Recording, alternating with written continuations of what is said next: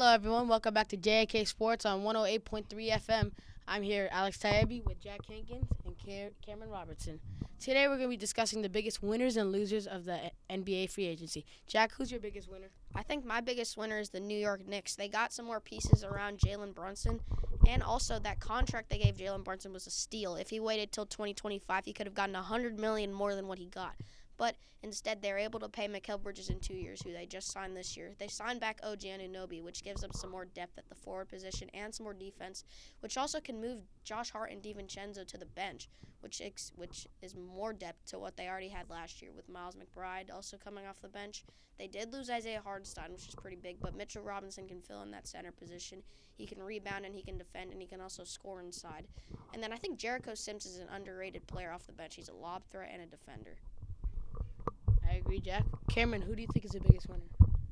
I think the Kings are the biggest winner because now that they got DeMar DeRozan to help Sabonis and Fox, DeRozan could help on defense and offense, and DeRozan could space the floor for himself and get his shot up.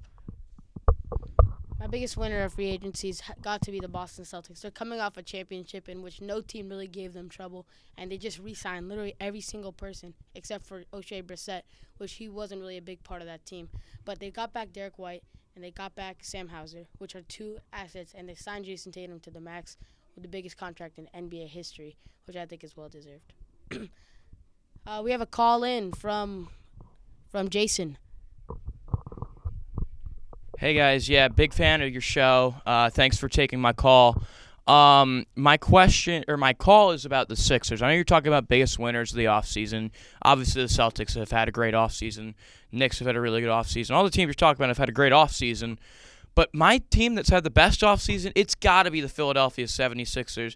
This team needed another star to pair with Maxey and Embiid, and they go out and get the biggest star on the market in Paul George. I know the age concerns are there, but he played the most games he's ever played last year, played over 70 games.